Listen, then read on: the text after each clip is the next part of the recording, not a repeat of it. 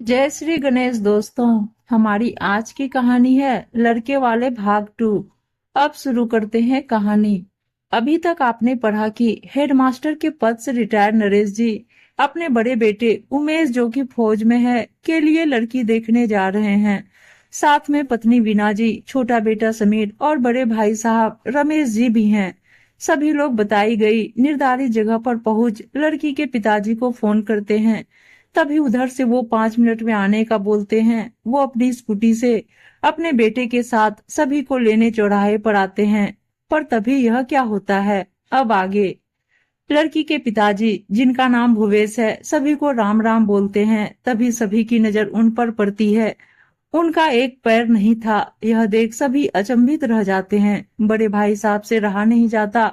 वो बोलते हैं, आपने आने की तकलीफ क्यों की? आप बता देते तो हम आ जाते। जी कोई बात नहीं, आप लोग अपना समय निकाल कर आए। हमारे मेहमान हैं, रास्ता थोड़ा संकरा है, बस इसलिए आपको लेने आए हैं। तो क्या अंकल, गाड़ी अंदर नहीं जा पाएगी? समीर बोला, हाँ बेटा, यहाँ से आप लोगों को थोड़ा तकलीफ होगी, ज्यादा दूर नहीं है, पर पैदल चलना पड़ेगा। जी कोई बात नहीं, हम गाड़ी यहीं साइड से लगा देते हैं, पैदल चलते हैं सभी, मौसम भी अच्छा है। नरेश जी बोले। गाड़ी साइड से कर सभी लोग बाहर आते हैं। समीर हाथ में मिठाई ले लेता है, लेकिन बड़े भाई साहब को चलने में थोड़ा तकलीफ होती है। वो लाठी लेकर चल पाते हैं। उनको लाठी लेकर चलता देख भूपेश जी स्कूटी से उतरते हैं, अपना डंडा हाथ में लिए। जी आप बैठ जाइए स्कूटी पर, मैं पैदल चलता हूँ। अरे नहीं नहीं, कैसी बात करते हैं आप कैसे जा पाएंगे? मैं धीरे धीरे चल लूंगा। जी मैं अपाहिज जरूर हूँ, पर असहाय नहीं। एक पैर ना होने पर भी अपने सभी काम खुद ही करता आया हूँ। आपके यहाँ तो बेटे को भेज दिया था कि कहीं आप लोग मुझे देख अपना मेरे घर आने का इरादा ही ना बदल दें। ब्रेव मैन अंकल, आप ऐसी हालत में भी सारे काम खुद करते हैं। उमेश बोला, पर फिर भी हमें अच्छा नहीं लग रहा।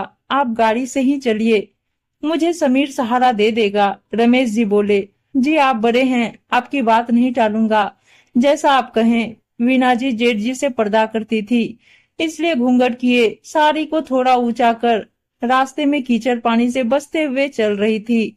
गली बहुत ही संकरी, जहाँ हर तरह के लोग दिख रहे हैं। झोपड़ी में रहने वाले थे कुछ लोग, कुछ बढ़ई का काम करने वाले, कुछ सील बनाने वाले, कुछ सब्जियां गोलगप्पे की ठेल लगाने वाले। बीच बीच में कुछ ठीक ठाक घर भी दिख रहे थे, पर वो बात नहीं थी जो नरेश जी और उमेश जी की गेट बंद वीआईपी कॉलोनी में थी। सभी लोग एक दूसरे का मुंह देख रहे थे।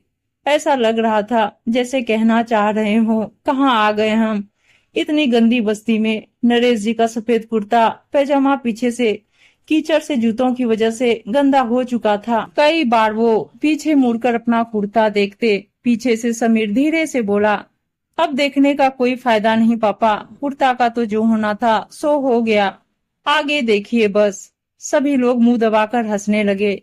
भूपेश जी की फटफटिया स्कूटी आगे आगे चल रही थी, बाकी सब पीछे पीछे। तभी एक घर के सामने स्कूटी रोकी उन्होंने। घर बहुत ही पुराना जर्जर हालत में था। बारिश की वजह से ऐसा लग रहा था कि ये घर अब गिरा तब गिरा। पुताई तो शायद सालों से नहीं हुई थी घर में। बाहर एक यही कोई 22-23 साल की लड़की आंगन धोने में लगी थी नारियल झाड़ू से। उसके बाल बिखरे हुए, पतले से शरीर की गोरा रंग, हल्का नीले रंग का सूट पहने बहुत ही मासूम सी प्यारी सी लग रही थी वो लड़की। अभी तक वहाँ कुछ ठीक लगा तो वो झाड़ू लगाती लड़की थी। शायद ये वही लड़की हो जिसे वो लोग देखने आए थे। सभी को गेट के अंदर आता देख वो लड़की धीरे से झाड़ू साइड में रख तेज कदमों से घर के अंदर चली गई।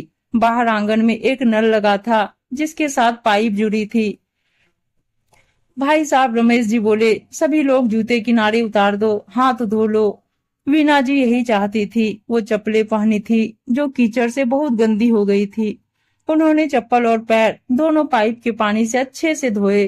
पानी बहुत ही ठंडा था। नरेश जी ने नल के पानी को एक घूंट पी भी लिया था, क्योंकि रास्ते में चलने से प्यास लग गई थी। तभी भूपेश जी के पिताजी, भाई साहब और उनकी पत्नी हाथों में आरती की थाली लेकर आए। उन्होंने सभी लोगों को टीका लगाया, उनकी आरती उतारी। तभी तपाक से समीर बोला, आप लोग आरती क्यों उतार रहे हो हमारी? वीना जी ने समीर का हाथ खींचकर उसे पीछे किया। बेटा, हमारे यहाँ कोई भी मेहमान आए, हम उसका टीका लगाकर आरती जरूर उतारते हैं, चाहे वो मेहमान कोई भी हो। आप लोग संकोच मत कीजिए, ये हमारी परंपरा है। जी, बहुत अच्छा लगा आपका ये तरीका, रमेश जी बोले। चलिए अब अंदर पधारिए। उमेश और समीर ने दादाजी और भूपेश जी के भाई साहब और उनकी पत्नी के पैर छुए। सभी ने अपने पैर पीछे कर लिए। ये क्या कर रहे हो बेटा? क्यों हमें पाप का भागी बना रहे हो? हमारे यहाँ लड़के वाले पैर नहीं छूते, हम छूते हैं उनके। लड़की के ताऊ जी बोले, जी आप बड़े हैं हमसे, हमारा कर्तव्य है आपके पैर छूने का। उमेश धीरे से बोला, बेटा आगे से मत छूना, हमारे यहाँ नहीं छूते। इतना बोल भूपेश जी ने सभी को अंदर बैठने को कहा। अंदर पुराने जमाने के सोफे थे जो हिलडुल रहे थे। सभी लोग ठीक से देखकर कि कहीं सोफे अंदर ही ना घुसते चले जाए, बैठ गए कि तभी सामने से एक नाक बहाता बच्चा कूदता हुआ आया और समीर की गोद में बैठ गया। पर यह क्या, ये बच्चा तो शेष अगले भाग में। क्या बोलते हो आप सब, अगला भाग लाऊं या नहीं? कैसी लग रही है आप सबको कहानी? बताइएगा जरूर कमेंट करके। उम्मीद है दोस्तों कहानी अच्छी लग रही होगी, और अच्छी अच्छी कहानियां सुनने के लिए चैनल को सब्सक्राइब और वीडियो को लाइक शेयर जरूर कर दीजिएगा। धन्यवाद दोस्तों, मिलते हैं अगली कहानी में, तब तक के लिए बाय बाय।